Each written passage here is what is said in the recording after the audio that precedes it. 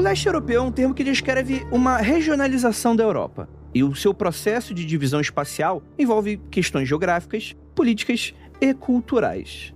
E lendas e folclores dessa região mistura muito o cristianismo com várias lendas e a mitologia dos povos eslavos, que eram chamados na antiguidade daqueles que habitavam as terras além do rio Vístula.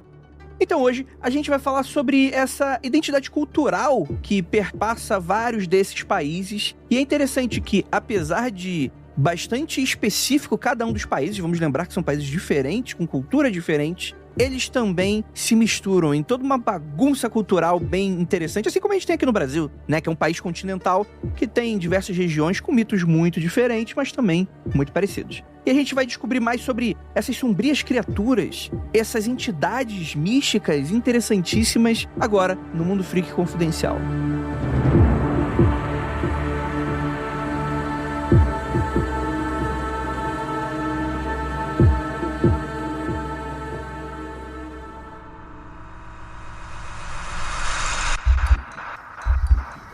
Não há nada de errado com seu áudio.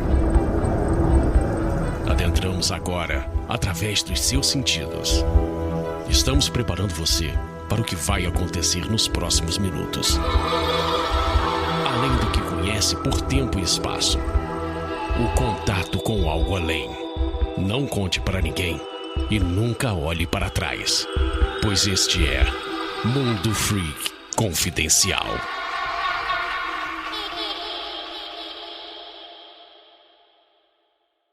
I'm Mo Rocca, and I'm excited to announce Season 4 of my podcast, Mobituaries. I've got a whole new bunch of stories to share with you about the most fascinating people and things who are no longer with us. From famous figures who died on the very same day, to the things I wish would die, like buffets. All that and much more. Listen to Mobituaries with Mo Rocca wherever you get your podcasts.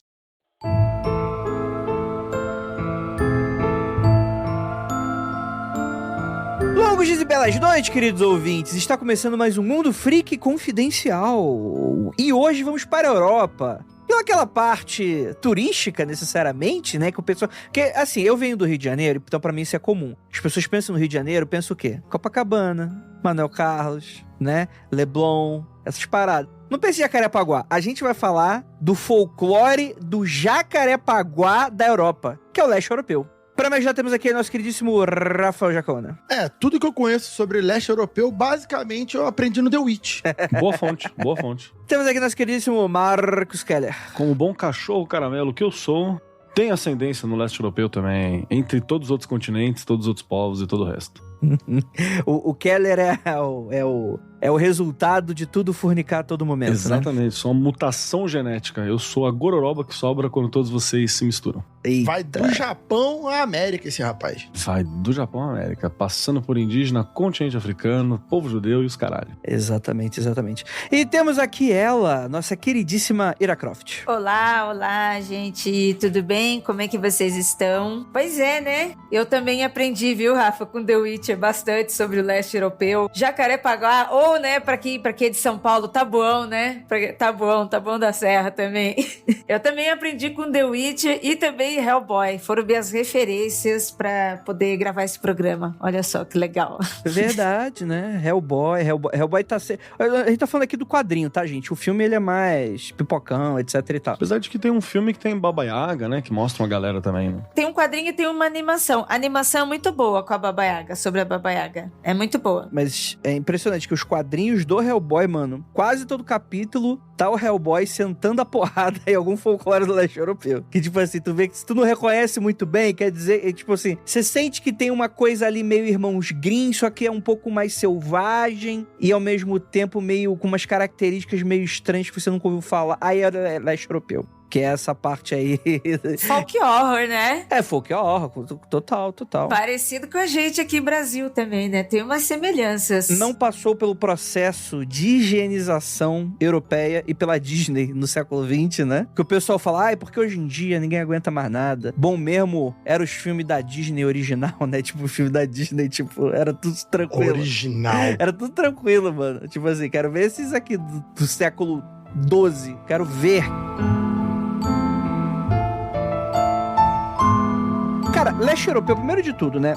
É importante a gente falar o que a gente tá falando de leste europeu. A gente tá falando de uma parte da Europa... Que fica no leste. Que muitas vezes... que é no leste, é bom deixar claro. O que é bem interessante, na verdade, né? Porque ali se confunde muito com países, às vezes, assim, para pessoas que estão, né, boiando aí. Mas se você estiver no Japão, tá no oeste. Então. Mas é interessante porque se confunde muitas vezes com países asiáticos e com países do Oriente Médio, muitas vezes, né? Porque você tem ali alguns países que sofreram, aspas, né? Que eles tiveram algumas influências de outros locais do mundo, né? Como, por exemplo, a gente vai falar aqui de Drácula, só mencionar, por exemplo, né? Cara, o Drácula histórico, ele tava lutando contra os mouros, né? Ele era um cara historicamente importante na defesa ali daquela região, por exemplo, etc. Então, são regiões que muitas vezes foram muito terreno de disputa e continuam sendo, né? Porque a gente vai falar da Ucrânia também, ainda hoje, né? A guerra na Ucrânia até isso, né? Então, por exemplo, a gente tem Rússia, Ucrânia, Tchequia, Eslováquia, Croácia, entre outros países, que geralmente é ali quando a gente pensa assim, ocupado pelos eslavos, né? Inclusive, alguns países que eu falei provavelmente não existem mais. E daqui a 10 anos, talvez a Ucrânia também não exista. Ou talvez a Rússia também não exista. Seria a Ucrânia do Norte? Não sei. O lance aí, muitas vezes, é que quando a gente fala Europa, no ouvido da maioria das pessoas, está se falando apenas dos países do oeste, né? Inglaterra, às vezes nem Inglaterra, né? Porque vai ter gente que vai falar que a Inglaterra nem fica na Europa e tal. Não é Europa... continental. Se você for inglês, inclusive, ele é capaz de concordar. Mas vai sempre falar ali da Espanha, da França, da Itália, né? Portugal. E fica meio restrito aí. Vai até a Holanda ali, né? Os Países Baixos. E aí o pessoal esquece justamente dessa grande outra parte. Dependendo da situação, até a Rússia, o pessoal esquece. Não. A Rússia é só um pedacinho na Europa. A maior parte é na Ásia. Né? Pois é, né? Tem essa discussão, né? A Eurásia, né? Tipo, você tem essa... A Rússia fica onde, caralho? A Rússia faz fronteira com a China e com a Ucrânia, né? Tipo, foda-se, né? Tipo, porra, é o maior país do mundo, caralho. É muito doido mesmo, né? E eu acho que talvez seja muito por causa da influência cultural, né? Como a gente tem Espanha, Portugal e Inglaterra sendo países altamente imperialistas, colonizadores, etc e tal, a gente recebe muita influência cultural desses países, né? Então a gente conhece muito, né? Países que talvez não tiveram tanta, tipo Holanda, por exemplo, né? Que talvez não tenha sido nem tão grande assim, mas tem também a sua influência na colonização, etc e tal. Mas você tem esses países do leste europeu que estão ali meio que ali, né? Saca? Tipo, tá lá, né? E é muito interessante porque são países, muitas vezes, que quando a gente vai olhar para... E aí, talvez, por favor, professor de história me corrija, mas a impressão que me dá é que quando a gente olha para o leste europeu, a gente está falando de uma Europa, como é que eu vou dizer assim, menos culturalmente higienizada. Pela noção do tipo, o que é a Europa? É Louvre, né? Você tá certo, você tá certo. É que tem algumas coisas aí no meio que a gente pode levantar. Primeiro que alguns locais do leste europeu não chegaram a ter influência romana direta. E quando os romanos influenciaram diretamente, já estava na decadência do Império Romano. Então, por exemplo, os povos tribais, chamados pelos romanos de bárbaros, que fizeram parte do Império Romano nesse período, eles não chegaram nem a se adaptar ao latim, por exemplo. Então você manteve a língua eslava muito forte, e depois o alfabeto que eles vão usar não é nem o alfabeto latino, é o alfabeto cirílico, que é um outro rolê. E além disso tudo, você ainda tem um outro tipo de influência religiosa naquela região, que é quando você tem, por exemplo, o grande cisma, né? Que você tem igreja católica ortodoxa para um lado e igreja católica tradicional, entre aspas, para o outro. E ainda depois disso ainda, você vai ter comunismo soviético. Verdade. Então você tem uma série de escolhas que vão, de questões históricas mesmo, que vão dando uma separação. A cortina de ferro, por exemplo, ela ficava justamente rachando a Polônia, a Eslováquia, a Romênia, a Bulgária. Era bem ali que estava a tal da cortina de ferro, né? Que você dividia o ocidente do leste europeu, dos países que eram considerados comunistas e por aí vai. Então, pra gente é até normal que não chegue, porque não tinha como chegar, né? Você teve toda uma influência cultural estadunidense pra cá também. E quando você olha para as línguas, né, que usa o alfabeto cirílico, para essa galera, você bate o olho e você fala, pô, tô vendo um ideograma, tô vendo uma outra parada distante. O que nem é. Se você ouvir um russo falando, por exemplo, a gente pega uma porrada de palavra. É muito louco isso. Não é longe pra gente aprender nem pra gente entender. Doideira. Mas tem todas essas questões do alfabeto, né? E da diferença cultural que foi sendo gerada ao longo do tempo, né? E não falei de imperialismo, que você não conhece, sei lá, Ucrânia imperialista dominando algum lugar, tá ligado? Romênia imperialista dominando algum lugar. Os países que foram considerados países imperialistas são aqueles relacionados à Revolução Industrial, blá, blá, blá, blá, que são do oeste europeu, o famoso Ocidente. E detalhe, né? O Andrei citou no começo ali uma meia dúzia de países, mas eu procurei. Quantos países são?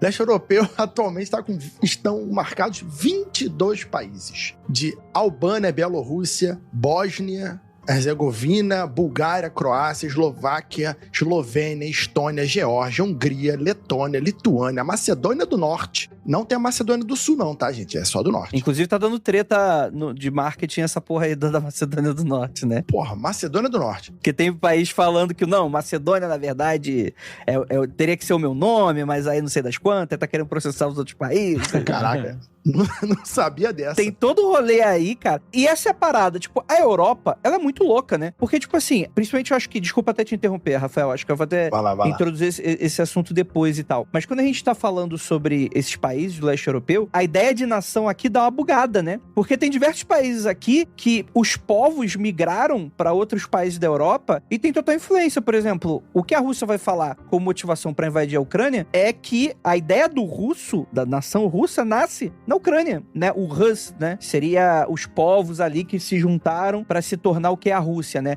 Então, tipo assim, a Rússia não nasce na Rússia, a Rússia nasce na Ucrânia, né? Então, por exemplo, tem vários desses pequenos países que vão trocando de nome, que são anexados, são desanexados. E quando tu vai ver, tá uma salada muito doida, né? Porra, e vai nessa pegada. Só pra terminar a lista aqui, pra depois alguém da Moldávia não dizer que a gente não falou o que fez isso lá.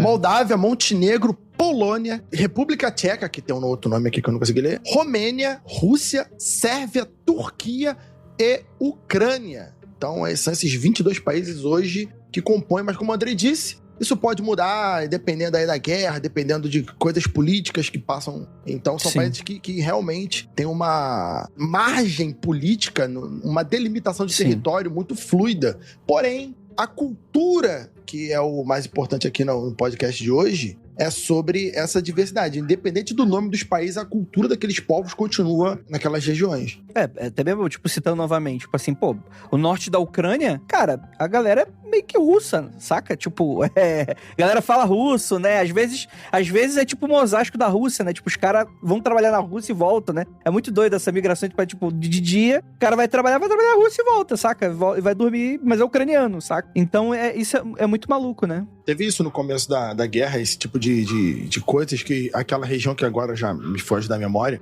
que fica na fronteira da Rússia, conforme você vai indo para o oeste da Ucrânia, você vai reduzir... Por exemplo, as pessoas na fronteira da Rússia, sei lá, 80% falam russo. Conforme você vai indo na direção do oeste, na direção que faz fronteira com mais os países do ocidente, você vai reduzindo a fala russa até quando chega no país que eu não lembro agora, a cidade que eu não lembro agora o nome, não tem mais praticamente falante de russo. Então você tem um corte, um degradê da língua russa na própria Ucrânia, o território ucraniano. A Ucrânia foi construída, né, cara? Isso aqui é outra parada que rola. Você não tinha nenhum sentimento nacional, você tem mito nacional de fundação e tal, mas você não tinha um sentimento nacional. A Rússia que deu de presente. Recentemente, graças ao rolê da guerra, junto com as bombas e todo o terror da guerra, veio também a noção do que é ser ucraniano, sabe? Aliás, se perguntar pra um russo ouvindo a gente aqui, não é guerra, né? É movimento militar especial. Então você tem... detalhes. É o Guile dando especial no Street Fighter. Exatamente. Então você tem toda essa relação. Mas desde sempre você tem a Rússia se sentindo a guardiã dos povos eslavos. Porque, teoricamente, toda a mitologia eslava, todo povo eslavo surgiriam do território russo, né? O território russo seria onde as tribos originárias, blá blá blá, estariam e dali teriam se migrado, se difundido ao longo de toda essa meiuca da Europa ali.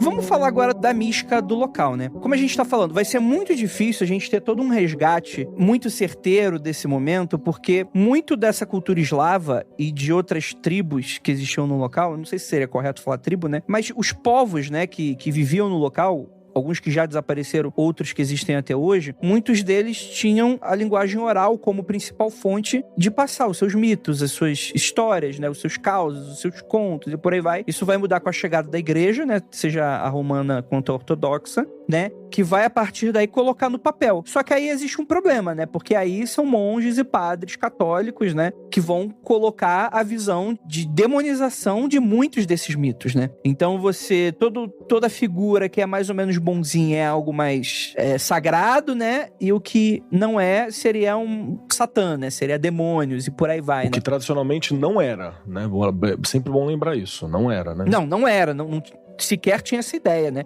A gente vai falar daqui a pouco sobre o Czernobog. No Boga? O Boga. A gente vai falar daqui a pouco sobre como esses povos enxergavam, mas assim, a existência do mal era algo que existia porque... Que o mundo é assim. Existe, né? E tipo, tu precisa lidar com isso, né? Não é o que vai ser evitado. É que não era visto como existência do mal como a gente vê hoje em dia, né? E como o Ocidente foi ver a existência do mal, né? Não, eu acho até estranho falar como existência do mal. Principalmente nesse exemplo que você citou. Não, é que tipo assim, até pra eles era algo do mal. Só que não era algo a ser evitado. Era algo que você precisava lidar. Do tipo, de equilíbrio mesmo. É um mal sagrado, assim. Faz parte da vida ter esta essência. Exato. Você vê isso porque, inclusive, raramente é uma questão de dualidade. Às vezes você tem, por exemplo, vários deuses trípticos, né? Com 3 faces ou com 3 olhares. Que é pra mostrar que não era só a dualidade clássica. Tem algumas coisas que você não tem como discutir. Acaba sendo dual. Tipo, quando você fala de noite e quando você fala de dia. Luz e trevas. É uma coisa dual. Mas você tem toda uma miríade de outras criaturas ou seres que habitam numa penumbra, ou que às vezes são bons, às vezes não. Horas se comportam como caras legais, horas não. A gente vai falar, por exemplo, da Baba Yaga. Baba Yaga é assim. Ela, ora, é uma senhorinha que protege as meninas que se perdem na floresta, ora, ela é uma bruxa que voa e come criança, tá ligado? E não tem problema. Não tem, faz parte. Tem dia que você acorda de ovo virado. Mas é exatamente, Kelly, isso que você falou. Essa forma binária, né, de ver o mundo, né? Pra mim, essa forma de chamar de mal, colocando de uma forma binária que fica um pouco esquisito, né? Não que os deuses e bruxos e seres não tivessem tais sentimentos, né? Mas, por exemplo, você pega um guerreiro, né? Um personagem que é guerreiro. O mal dele não quer dizer que ele seja mal, sabe? Uma coragem, uma forma de enfrentamento. É diferente de quando a gente separa só bem e mal, né? Essa dualidade. Isso aí. Então, acho que a gente pode começar falando. Lembrando a todos, novamente. Andrei, mas isso aí faz parte da mitologia. A gente vai falar um país, mas às vezes vai falar, mas tem algo muito parecido no outro. É tudo muito compartilhado aqui, tá, gente? Então, não estranhem, porque vão ocorrer variações, né? Como todo lugar próximo, né? Vão ocorrer aí variações. Isso é importante colocar. A gente vai meter o The Witcher, né? E fazer uma visão geral a respeito de tudo, só pra você entender qual é que é. Maravilha. Porque foi isso que o The Witcher fez, né? O Andrei, do The Witcher, quem pronunciava Andrezi, sei lá qual é o nome do cara, do autor. O Andrei do The Witcher, ele meteu justamente essa. Ele pegou várias questões, acho que ele é polonês. A Polônia tá num lugar bem bacana ali pra você pegar várias influências das mitologias eslavas e por aí vai. Ele amarrou tudo. A gente vai fazer alguma coisa bem próxima disso, né? O Andrei Sapkowski, como é que é o nome dele, né? Se escreve diferente do meu, né? Ele faz algo muito parecido que o Tolkien faz. Sim. Exato. Ele pega uma miríade de mitos e folclores da região e ele vai dando uma amarrada. Ele facilita, né? Facilita entender as histórias também. Mais ou menos, né? Porque nessa amarrada aí, ele vai jogar fora algumas coisas que ele vai querer, né? É ficção, né? Mas a grosso modo, principalmente sendo... ficção, mas a grosso modo, principalmente sendo num jogo tão bom quanto esse, eu acho que ele conseguiu explicar bastante coisa com poucas palavras, sabe? No que deu pra apresentar. Passa o espírito da coisa, né? Eu nem acho ruim, não. Tipo, o problema é, tipo assim, encarar o Witcher como a ultimate... tudo que tá fora ali não é verdade, saca? Tipo... mas também, né? Não, também, tipo, igual pegar somente um livro, um quadrinho. Não, também não, né? Sim. Uma referência. E eu achei ótimo quando o Rafael citou isso, porque eu tinha visto em alguns quadrinhos, mas foi justamente quando eu joguei o The Witcher que eu vi tanta coisa junto em um só lugar, sabe? E eu me diverti e achei muito bom. Uhum. Porque também é aquilo, né, Ira? Não é pra, como o Andrei tava falando, não é porque você vê no The Witcher que tu vai pegar aquilo ali como suprassumo da maravilha. Mas, a partir do jogo, a partir de um livro desse, que você cria curiosidade, se você tiver interesse, você pesquisar sobre o assunto, né? Você pesquisar Total. de onde vem aquelas lendas, de você ter um interesse. Então, tudo é o início. O The Witcher, ele vai te dar ali a curiosidade, de repente o seu interesse, e a partir daí você faz as suas pesquisas. Por exemplo, aquela criaturazinha básica, ela deu o afogador, eu não sabia, é uma criatura dessa cultura eslava, Sim. né? E aí eu fui pesquisar, eu achava que era uma criatura tipo um tritão, né? Depois que eu fui ver que é uma parada bem específica dos pântanos e tal, e achei muito legal isso, sabe? Exatamente esse o problema. É que tem aquele efeito Danny Kruger, né? Que a pessoa acabou de conhecer uma parada. Tipo assim, porra, memorizei a lore do The Witcher. Eu sei tudo sobre o folclore do leste europeu, saca? Tipo, tem a galera que vai por esse caminho, né? Não é assim que funciona, né? E eu acho que o Rafael acerta muito bem, né? Porque como muitos dos mitos, eles foram exportados para os outros países da Europa, então tem muita coisa que é muito parecida, né? Então, por exemplo, é muito comum, por exemplo, você ver a imagem da sereia, que é abordada no jogo, e na verdade é um mix muito doido, né? Que ele vai pegar a sereia grega, né? Que não era peixe. Acho que algumas variações até são, né? Não é pássaro, mas são meio arpias, num outro ponto de vista, né? E ele mistura isso no jogo, né? Eles vêm do fundo do mar as sereias, elas voam e têm asas, saca? É muito diferente quanto para analisar do que tá sendo culturalmente. É que essa parada, tipo assim, a gente vê a porra do Percy Jackson e acha que aquela merda é daquele jeito, né? A galera mais nova, né? E não. Tem variação, inclusive tem coisas que são contraditórias, são contradizentes, como a própria Baba Yaga, que a gente vai falar aqui agora, né? Que ela é uma bruxa, ela é aquela figura da bruxa clássica, né? A bruxa dentro da floresta. E ela vai ser encarada como uma divindade pra parte desses povos, outras como um cautionary tale, né? Como aquela bruxa das histórias, né? Então ela vai ser divinizada, né? Vão ser trabalhada a parte mágica, esotérica, né? Como você evita a Baba Yaga, ou como você evoca a Baba Yaga pra fazer alguma coisa pra você, ao mesmo tempo vai ter essa função também de alertar pra crianças, para não se perder no meio da floresta, tomar cuidado com os utensílios domésticos e por aí vai. Isso que você falou da educação, do entretenimento e o pessoal falar que é especialista, já chegaram pra mim na escola, anos atrás, e falaram, professor, eu quero saber qual é a página do livro que tem o Kratos. Que bonitinho. Falei, não... Uma criança, 6º ano, queria saber do Kratos, sabe? Sim. Aí eu fui explicar, né? Porque ela pegou justamente isso que tu falou do Percy Jackson. Não, o Kratos existe, pô. Eu vi no jogo, ele tá lá na divindade. Eu falei, tá, beleza, vamos lá. O pior é que o Kratos de fato existe, só que ele é um personagem quase, né, de orelha do livro ali. Ele não tem importância como tem no jogo, né? Ele é quase um epíteto, né? É quase um epíteto. Porque, assim, é outra parada que você... Galera de esotéricas aí que gosta de adorar divindades pagãs, desculpa nesse momento, tá? Não é tentando ofender. Mas já vou ofender de leve. Porque tem um rolê muito louco. A galera quer prestar, às vezes, culto pra essas paradas. Assim, eu vou cultuar Zeus. Qual Zeus? As divindades tinham os epítetos, que são as graduações de Zeus. Que Zeus? Zeumeléquio? Qual que é o Zeus que você tá adorando, caralho? Não é Zeus no geral? Tem... É tipo Virgem Maria? Que é tipo Virgem Maria, eles têm os epítetos. Cada lugar tem um caô? Então, por exemplo, Kratos, que é poder, ele era também um dos epítetos de Zeus. Você tá pedindo o deus grandão e porradeiro, e poderoso. E aí você tem o deus grandão e sábio, você tem o deus grandão e tal coisa. São os epítetos, que são essas gradações quando você chama divindade. E isso é algo que tem normalmente quando você fala divindade, e são motivos das variações regionais. Então, tal qual Pokémons, a versão de Alola, a versão de não sei o que, as divindades e os mitos também têm essas questões regionais, né? Você falando em questões regionais, né, e o Andrei tá falando da Baba Yaga, eu adoro a Baba Yaga,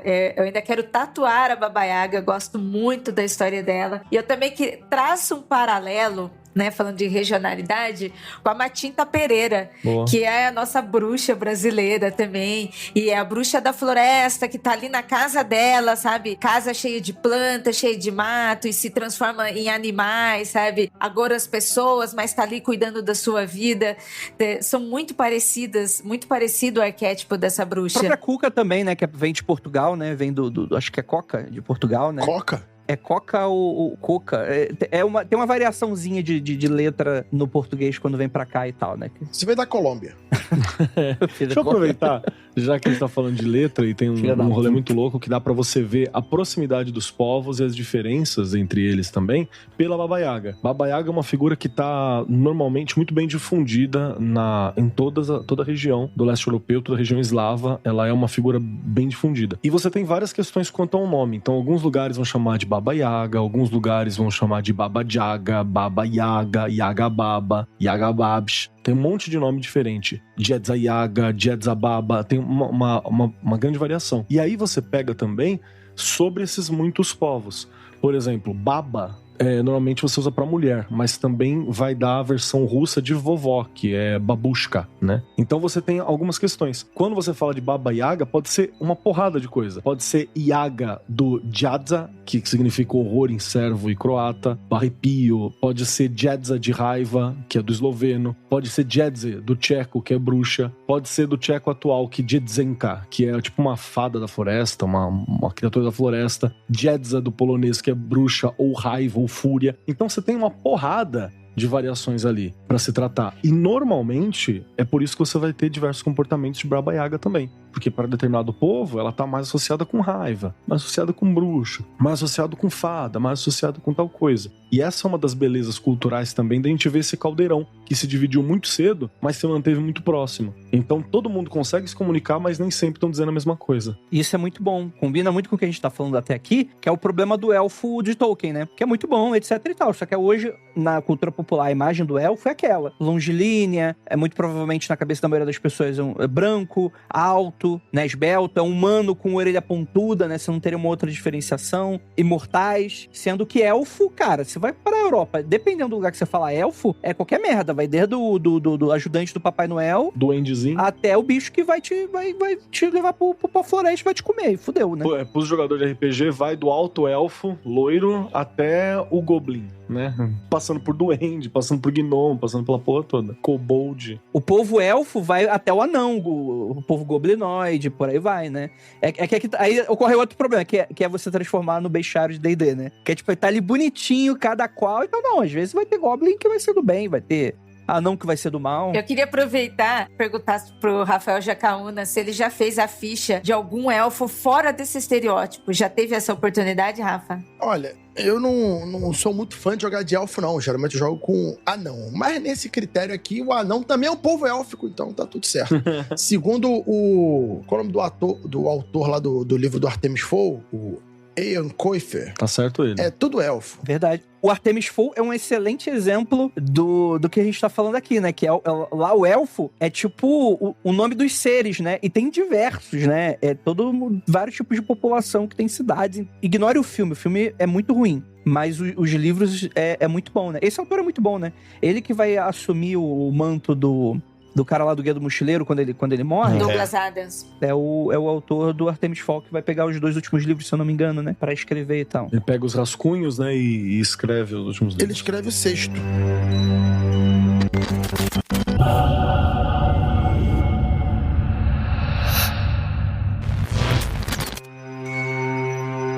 Voltando aqui pra falar um pouquinho sobre a Baba Yaga, né? A gente vai ter algumas características, né? Ela, no geral, vai ser uma bruxa canibal. É aquela coisa bem da imagem da bruxa da Casa de Doce, né? Ela atrai jovens e pessoas pro meio da floresta pra comer a carne delas, né? E aí você tem algumas características que são muito daquela região do leste europeu, né? Que vai ser o pilão. Ela não voa numa vassoura. Ela voa dentro do pilão mágico dela, gigante, né? É um disco voador? É tipo isso mesmo. Nos quadrinhos do Hellboy mesmo, tu vê ali. Ela voando nesse sentido aí mesmo. É maravilhosa. Ela andando, voando de pilão. A gente já viu em diversos desenhos, animações e também do quadrinho. É muito fofinha ela andando dentro do pilão. Antes dela te matar e te comer. Cara, voando de pilão. Essa eu não sabia, não. Ela usa um pilão. E a casa dela é mais legal. A casa é irada, que tipo assim, ela é uma casa normal, etc, como tu vai ver e tal, mas ela pode se locomover, né? E ela se locomove com pés gigantes de galinha, né? Isso também é muito maneiro, né? Que tipo, então ela tá sempre em locais diferentes e tal, então fala, pô, você escuta uma parada na floresta, você pode falar que é a casa da Baba Yaga que tá se movendo, né? O castelo do Drácula também. É, uma boa referência é o Castelo Animado, que tem a casa que anda com pés também. É muito parecido com a Baba Yaga. Sim, na animação do estúdio Ghibli, né? É bem interessante que eles vão um pouco por esse aspecto, assim. Talvez eles tenham estudado um pouco do folclore europeu pra compor parte desse visual, né? Até porque essa história também não é japonesa, Ela né? é de um livro europeu, inclusive. Exato. Não, então, mas o visual, aquele visual não tem no livro. Aquele visual acho que é exclusivamente da cabeça doida lá da galera do Ghibli, né? Do Miyazaki. Pelo que eu lembro, não era exatamente dessa maneira. Aquela coisa bem steampunk, né? Aí tem os pés, parecem pés de ave, né? Se movendo, assim. E aí você vai ter essa bruxa que aterrorizou até mesmo soldados na Segunda Guerra Mundial, que relatos de soldados que fugiam do combate, acabavam na cabana da Baba Yaga e terminavam dentro do forno dela, né? Eram comidos. Isso é muito, muito interessante, né? Dá até ideia pra galera da ficção aí fazer histórias nesse sentido. E aí você vai ter pessoas que vão orar pra Baba Yaga, vão fazer trabalhos com a Baba Yaga, né? É falado em certas regiões que caso você deixe um pilão cair, você irrita a Baba Yaga, né? O seu pilão de casa, né? O pilão é aquele ferramentário que você usa pra, não é esmagar, macerar, né? Ervas e outros componentes ali, seja pra tempero, seja pra poções mágicas, né? Seja pro que for, né? Eu acho que uma das coisas que deixa a Baba Yaga mais legal é essa singularidade mesmo, sabe? Pra galera que adora fazer mitologia comparada, é difícil você achar alguma coisa pra comparar ela, né? Ela é muito, muito singular ali e ela tem essa variedade de coisa, né? De relação de culto, relação de adoração, relação de medo. Isso é muito legal. É aquele medo que pode se tornar um respeito imposto, né? Do tipo... de você assumir essa postura. Não, eu sou Baba Yaga. Tipo, acabei de lembrar, o John Wick, né? Não, é uma admiração. É uma admiração, até porque é uma personagem feminina, é uma personagem mais velha. E isso, pra mulheres, é algo muito marcante, porque normalmente, bruxa velha é sempre feia, é sempre zoada. A Baba Yaga, ela não é uma bruxa zoada, sabe? Ela é uma bruxa que você quer ser também. Você quer, quando você ficar mais velha, você quer se ver uma Baba Yaga, você quer estar com uma Baba Yaga. Ela atrai a gente. Sei não, hein? Será? Que ela é dita como sendo, tipo, bruxa clássica do nariz do chão. Vamos perguntar pro Jacaúna, porque o Jacaúna jogou o The Witcher, e no The Witcher tem aquelas 3 bruxas no pântano bizarra, que ela é baseada numa versão da Baba Yaga, que seriam 3 Baba Yaga. O que você acha daquelas 3 bruxas assustadoras? Maravilhosas também. Olha, no The Witcher, né, depois eu dei essa pesquisada sobre bruxas e tal, tem várias criaturas, vários bichos, estrigas e por aí vai. Agora não me vem à mente o nome de todos, que tem uma variação dessa aparência do que a gente chamaria de bruxa. Tanto que no livro do D&D, né, que também chupinha muito dessa cultura do leste europeu e por aí vai, tem vários tipos de bruxa. Tem bruxa do pântano, tem a bruxa que parece mais humana, uma bruxa que parece mais criança, uma bruxa que é mais magrela e mais alta, uma bruxa que tem a pele verde. Então tem várias bruxas. Acredito eu que essas 3 bruxas aí que o Kelly citou, né, que tem um pouco daquela parada grega também de destino e tal. São as moiras, né? Isso, tem uma pegada de moiras, tem uma pegada de Baba Yaga em tríplice ali. É um pouco de cada, Não tem essa uniformidade, né? Tem vários tipos de bruxas nesse leste europeu, é impressionante. Tem desde, como eu disse, desde crianças com os olhinhos fofinhos, que é pra enganar, até as que tem a língua tipo a do Venom e grandes narizes. E uma coisa interessante é que eu comecei a reparar que, quando você vê, elas não são necessariamente bruxas mulheres, são criaturas que são descritas com fisionomias femininas, né? E as criaturas que não têm fisionomia feminina implicitamente são homens, né? Implicitamente, mas não são nunca descritas assim. Então sempre fica com um tom que, quando você descreve uma bruxa, e por a gente colocar na nossa mente que bruxa é sempre mulher, por causa também da cultura europeia do oeste que chegou na gente, fica com essa impressão que toda bruxa, esse monstro bruxa, é feminino. Não necessariamente, é uma espécie de criatura que é desse jeito. Seria uma espécie de criatura que é desse jeito. Então isso é um detalhe interessante sobre. Mas não tem um só jeito, né? Como a gente tá falando aqui, né? Então... Não, A pessoa pode assumir forças e malefícios de diversas maneiras, né? Assumir essas características ou não, né? Tá válido. Exatamente. Se a gente não tá falando dessa dualidade bem e mal, ela pode ter todas essas características junto e separado ainda, né? São vários aspectos.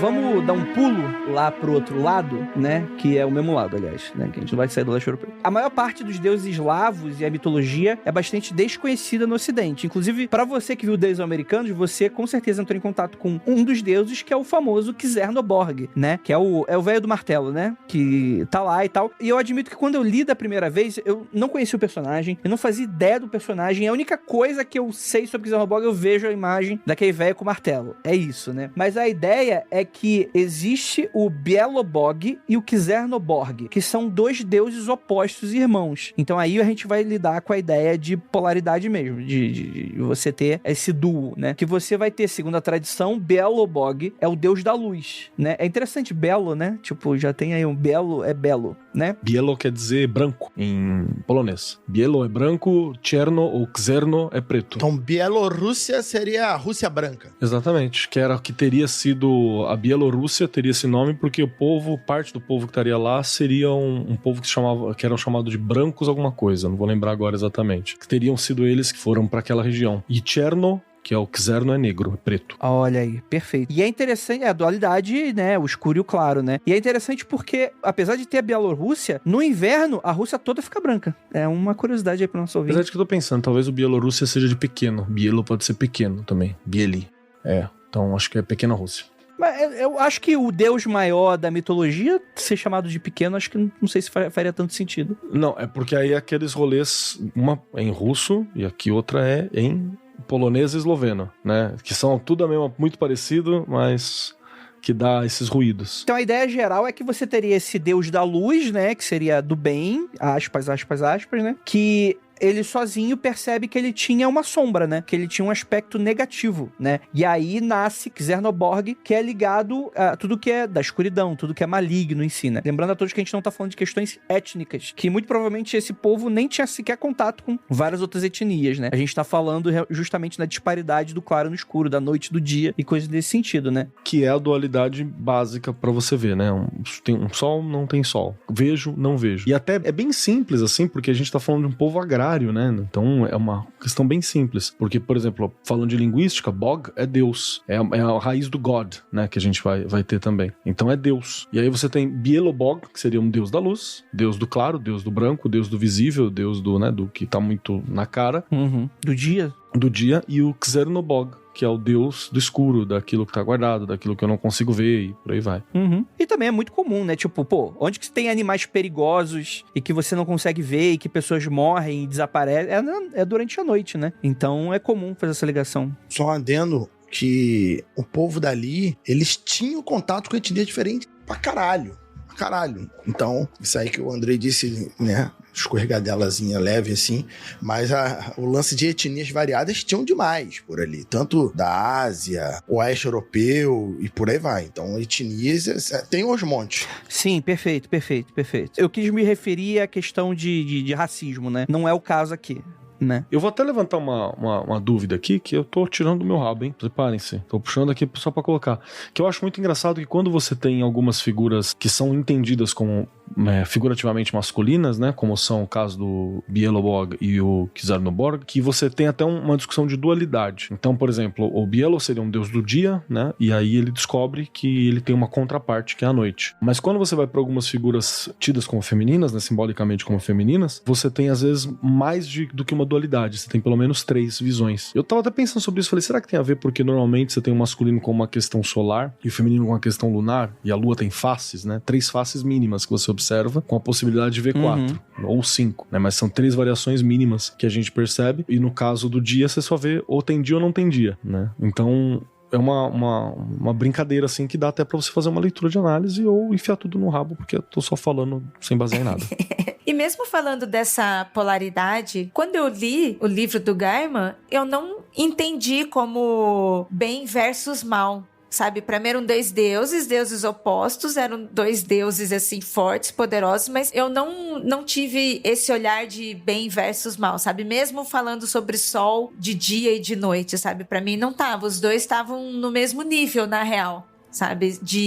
Ah, não, mas Não é hierárquico, com certeza. Não é questão hierárquica. Não é. Eu acho que, tipo assim, o que a gente tem que ver é que eu acho que o que explica melhor é que cada uma dessas divindades, elas vão ter, talvez, funções específicas na sociedade e maneiras como você enxerga o mundo. Isso. A noite não é ruim. A noite é a noite. Tem coisas que você faz à noite. Não quer dizer idoneidade, né? Não, esse conceito é nosso, né?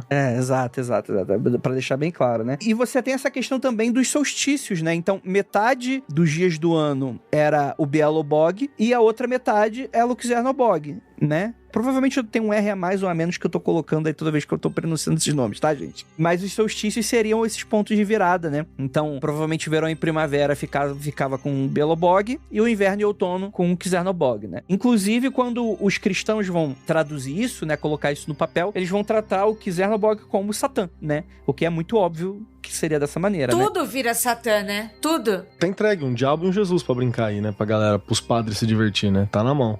Total. Loki era Satã, Odin era Deus, né? E por aí vai, né? Tipo, tudo funcionava dessa maneira. Bem, além desses dois irmãos, a mitologia era bastante rica, né? Eslava contava com vários outros deuses que dá pra gente citar aqui, né? Como Svarog, o pai de todos. É interessante que o Beelzebub não é um pai de todos, né? A gente tem outra função aqui, né? Não, cara, o Svarog, ele é muito legal porque ele é um deus ferreiro. Então, assim, ele não é só um deus, ele criou o mundo na base da pancada no ferro, tá ligado? Como se faz uma espada, como você cria algo. É assim que você cria o Svarog. Que maneiro. Legal. E é interessante até que o nosso pauteiro, mandar um beijo pra ele, o Rafael de Araújo, né, que fez essa pauta, ele deixou um adendo, né? Em certas regiões do leste europeu, o Svarog, ele era mais cultuado que o próprio Beelzebub, né? Então, cada região vai ter uma variação diferente, não é um mito unificado. A ideia do cristianismo pra gente contaminou muito a ideia de como os outros povos veem essas divindades, né?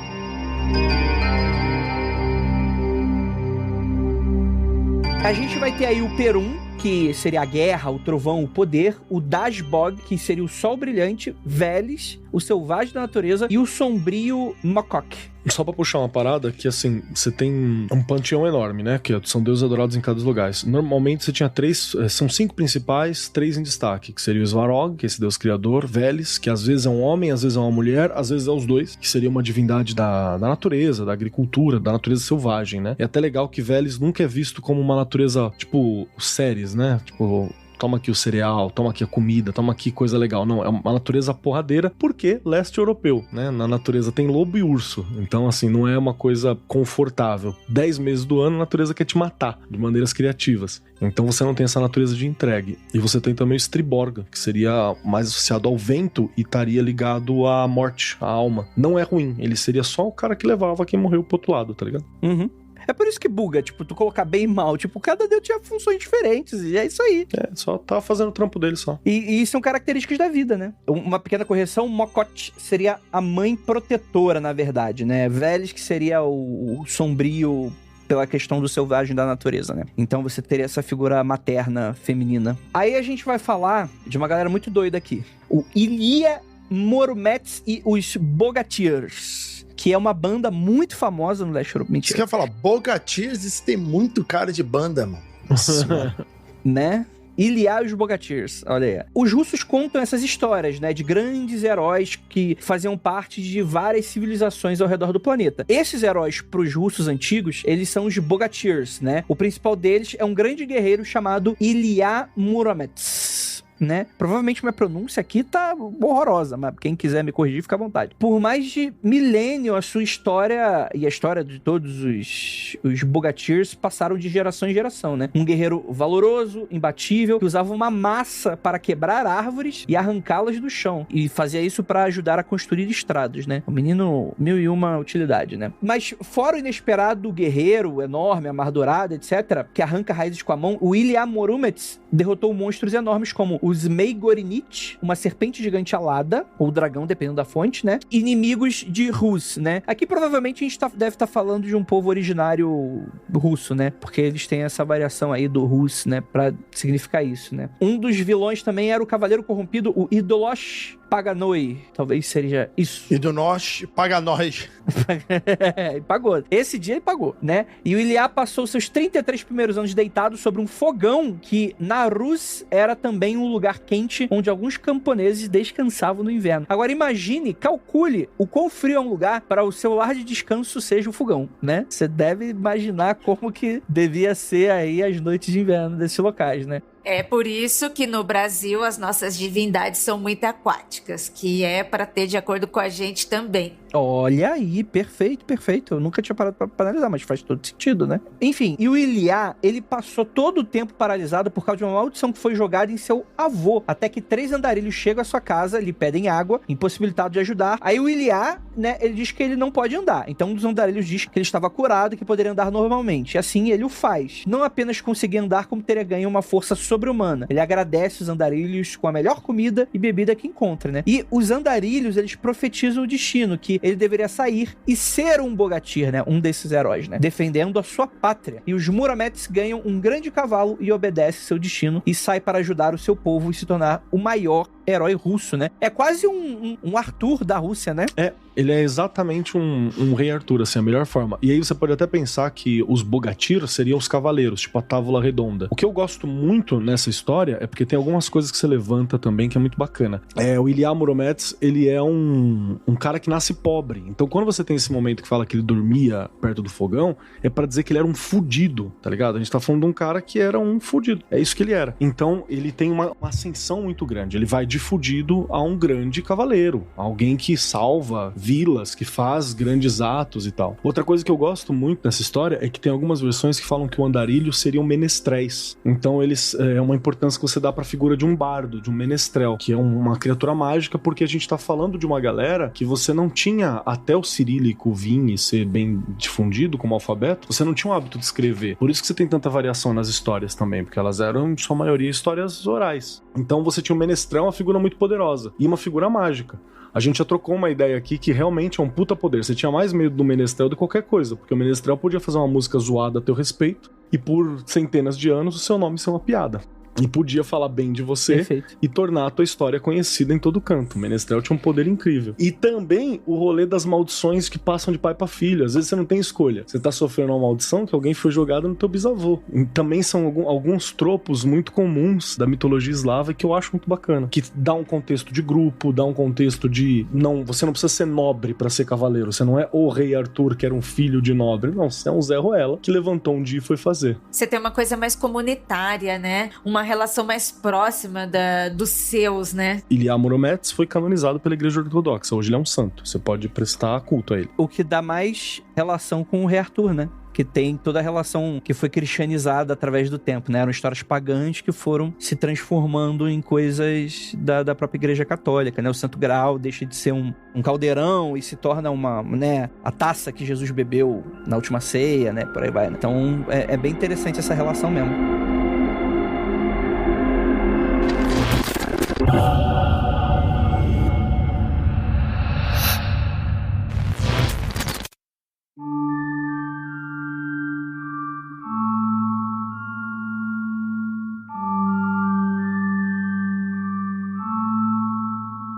Bem, saindo um pouquinho dos eslavos, a gente tem as superstições romenas, o que é muito interessante, né? Que é outro povo do leste europeu, né? Essa daí são a ascensão de vovó e vovô. Bisavovó e bisavovô. Eles eram da Romênia. Então, ó, chama eles aí pra gravar o podcast. Graças, já foi todo mundo... Alguém foi pra algum paraíso pagão, o outro foi pra algum paraíso judaico, certeza. Que susto, pensei que o Kelly ia falar, já foi tudo pro inferno. Que isso, Não duvido também. Dependendo do parente...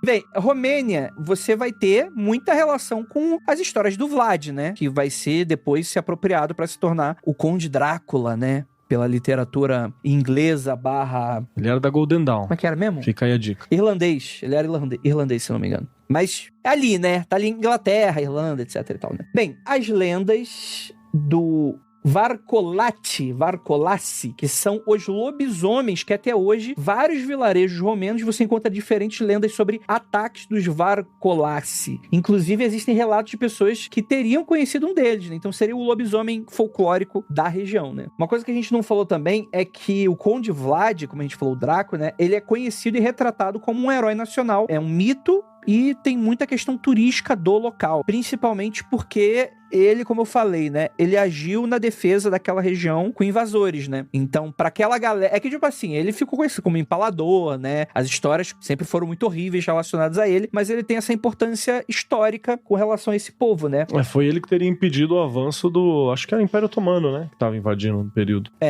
Provavelmente se ele não tivesse impedido a Europa hoje, era outra parada, né? E aí a gente vai ter um nome que é muito comum pra galera das esotéricas e do RPG, né? Que são os Strigoi, né? Que seriam espíritos atormentados que assombram também e que são famosos. Tipo assim, tem diversas obras da cultura pop que retratam os Strigoi, por aí vai, né? Existe uma história que há alguns anos uma família foi perturbada por um morto, tiveram que exumar o corpo, queimar o coração, beber as cinzas com água e só assim conseguiram dormir em paz. Mas também não sobrou nada do morto pra perturbar também, né? E enterrar na encruzilhada ainda por cima. Tive que finalizar na encruzilhada. Olha aí, rapaz, ser morto tava dando trabalho, né? Strigoi, ele é um tipo de vampiro, né? Pra algumas adaptações. E eu fico me perguntando se, talvez não seja daqui, mas talvez seja uma raiz linguística, né? Será que a estrigueria tem a ver com isso, Keller? Eu não duvido, porque o Strigoi, ele é um termo originalmente romano, logo latino, né? Que vem do striga, que seria o pássaro específico, era um pássaro tido como um bicho de bruxa, um bicho das trevas, né? Então, a raiz da palavra pode ser a mesma, apesar de ter uma versão completamente diferente, né? Acho que no folclore romeno não chega nem a ser um vampiro, cara, é meio que um morto-vivo de energia, saca? Assim, um fantasma, uma coisa que atrapalha e tal. Um encosto. A tradução correta é encosto. É que a gente pensa o vampiro moderno, né? É o morto-vivo que suga a energia, né? E por aí vai e tal. Mas é mais comum, principalmente na antiguidade, vampiros de energia serem retratados como espíritos, né? Como almas penadas e coisas desse sentido, né? Então é algo que se mistura muito, né? O vampiro romântico, ele começa com o Bram Stoker, né? Que ele vai lá, faz mais ou menos o que o The Witcher fez, né? Porque a gente tá de saco cheio dos mitos locais europeus. Aí ele vai até lá, o leste europeu, pega uma história, pega um mito específico, compõe um personagem que tem esse flavor de ser de fora, né? Ser do exterior. Exótico, né? Pitada de xenofobia da galera da Inglaterra, né? Exatamente. E faz aquilo que ingleses e europeus em geral, né? Ocidente europeu em geral faz muito bem, que é pegar o que é do outro e falar que é deles. E guardar em algum lugar. Então ele põe isso, transforma, e aí depois você vai ter a Anne Rice, né? Que ela vai deixar esse vampiro sexy. Bram Stoker tirou ele do castelo do leste europeu e colocou numa cidade, né? E a Anne Rice coloca ele na balada e no teu vizinho. É isso que ela faz. Então aí que torna essa coisa próxima do vampiro. Nossa, Keller, ótima linha do tempo vampírico, hein? O vampiro, ele vem do lugar que, aspas, né, você não deveria frequentar. Pro Drácula é o leste da Europa, né? Pra Anne Rice e pra sua mãe é a balada depois da meia-noite, né? É isso. Interessante. Gostei. É muito doido. Cara, como a gente sempre fala, Ira, mais do que todo mundo, né? Tipo assim, o terror, ele lida muito com as nossas ansiedades, né? Então eles vão lidar muito com esses mitos, né? Inclusive, às vezes, vão transparecer os nossos preconceitos, né? Então, enfim, né? Vão dar corpo, voz e ameaça pra algo que, em teoria, não é ameaçador, só é desconhecido e é algo que você teme, né? E você vai dar características que depois, com a cultura popular, vai se assumir como sendo essa parada. Até o ponto de ficar até descaracterizado. O Drácula hoje é maneiro, porra. Por quem não curte o Drácula, né? Mas pra época era um exercício super xenofóbico, né? É tipo assim, tu pegar, sei lá, um país do outro lado que tu não gosta, tu fazer a imagem como sendo o estereótipo daquele, né? Daquele ser que você não gosta, é isso, né? Tipo, as características físicas da bruxa como sendo características estereotipadas judaicas, né? O nariz adunco, né? Coisas nesse sentido que não é, tipo, real, né? Tipo, é aquela imagem xenofóbica mesmo, né? De como a galera antissemita fazia, né? Então, é muito comum isso, né? E transforma aquilo num monstro, né? Transforma aquilo numa criatura ameaçadora. E aí depois vai ficar legal pra caralho, né? Até chegar, tipo, o Rafael falar que é ser um vampiro, a Ira querer falar que é a Baba Yaga, né? Eu querer falar que, sei lá, eu não sei se eu gosto de algum monstro, né? Provavelmente eu gosto de monstro. O Alien. Beleza, o Alien. Você é o Alien. Quem seria você, Keller? Eu sou quem mata vocês todos. É isso aí. Eita. Caçadorzão, paladino, xamã. Olha só. É o padrãozinho, olha lá, chegou o padrãozinho. Hoje já virou monstro, hein, rapaz? Esses héteros matando os valores. Mas a gente tá fazendo essa brincadeira, mas é um exercício muito comum pra qualquer pessoa que tentou escrever, por exemplo, ou fazer um espelhamento de alguma mitologia, né? O Tolkien fez isso. A gente adora o Tolkien é maravilhoso. Ida tem tatuagem sobre, todos amamos o Senhor dos Anéis, é incrível. Porém, racistinha pra caralho, né? O elfo é o homem branco clássico, né? O cara o auge do inglês, o cara que tem a cultura, que tá guiando os outros. Você tem a humanidade como, né? O operário, o trabalhador, o cara simples, o cara que vai herdar o futuro, né? Não aquela nobreza élfica absurda. As nações que se voltaram para Morgoth, que adoraram os territórios de Mordor, é sempre o africano, tá ligado? O cara que fica no olifante, é um africano, é um indiano, O cara que fica no olifante, que é pior ainda que o olifante. Então você tem isso, não tem como, cara. E aquela que não deve ser nomeada e transfóbica J.K. Rowling, que ela é outra, né, cara? Você vê os duendes dela, são os judeus da forma mais escrota possível. Esse último jogo do Harry Potter é a coisa mais ridícula que tem, porque é pegar o manifesto lá do Priorado de Sião, que é um bagulho que não existe, um documento russo antissemita terrível, e fazer um jogo do Harry Potter em cima, né? A cara dele é o cara do judeu nazista, retratado pelos nazistas, assim. Então é normal, isso acontece, felizmente. Tá aí. É por isso que é importante estudar suas fontes, né?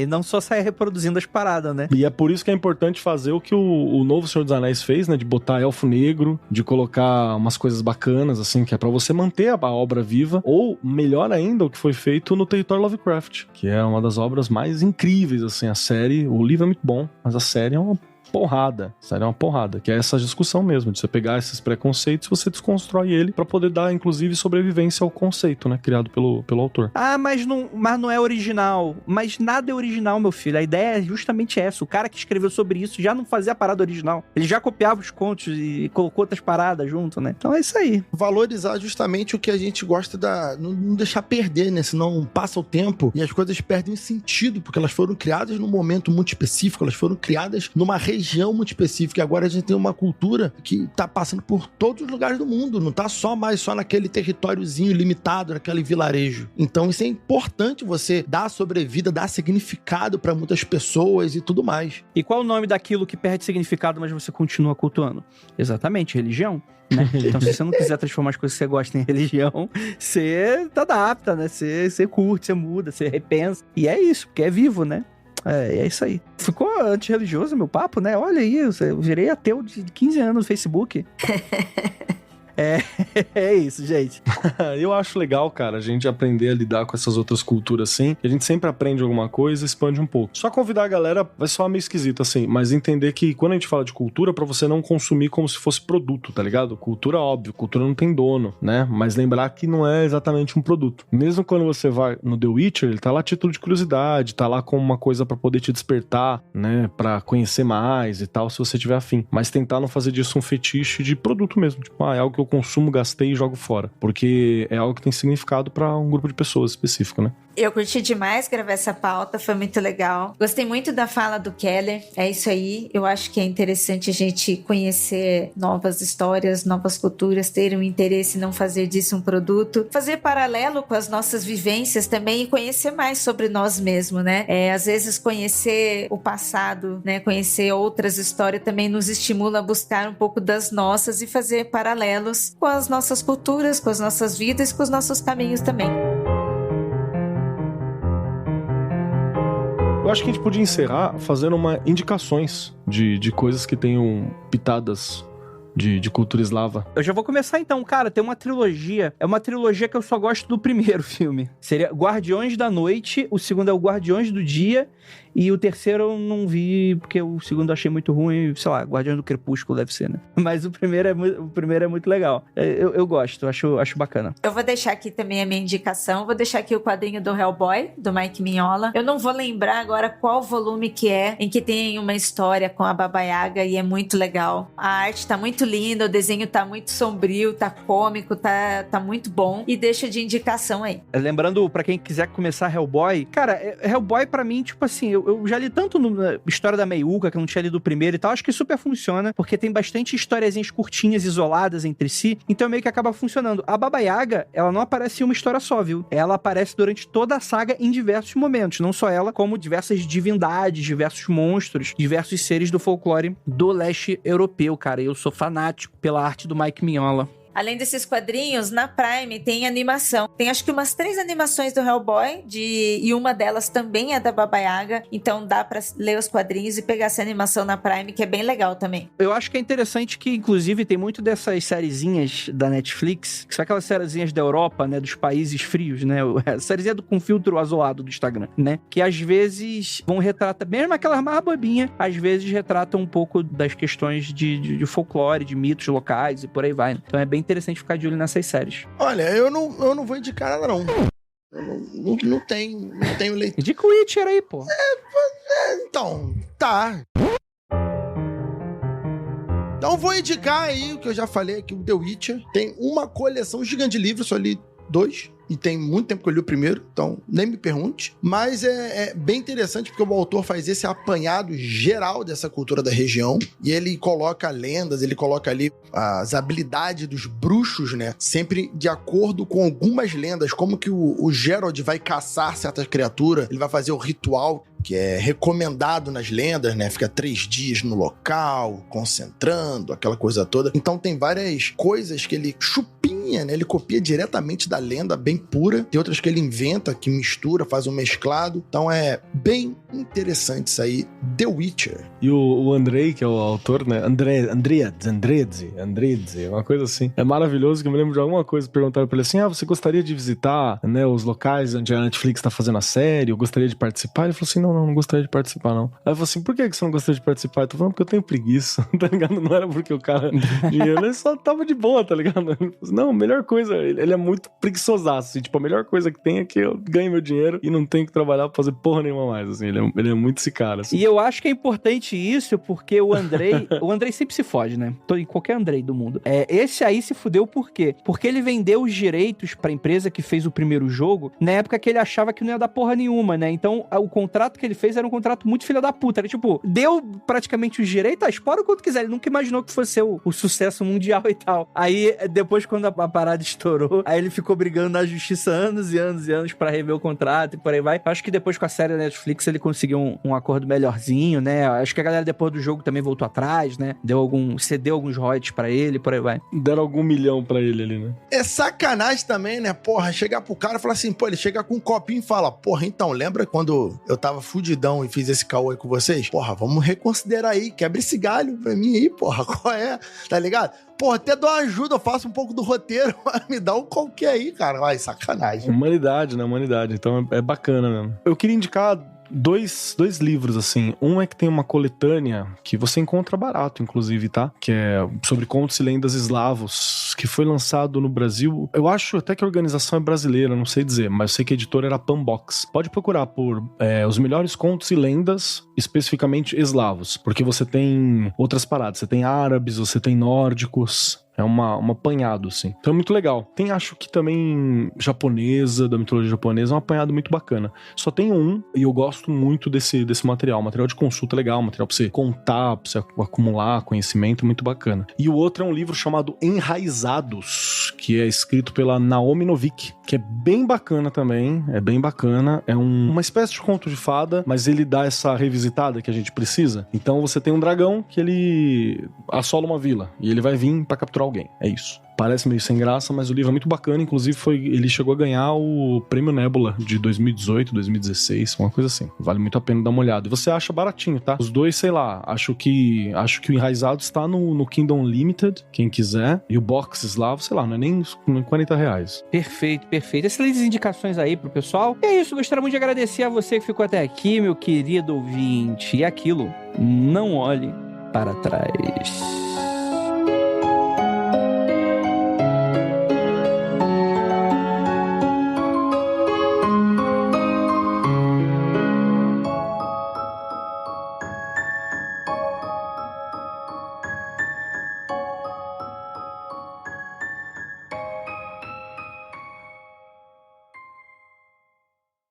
Mundo Freak audioboom.com.br.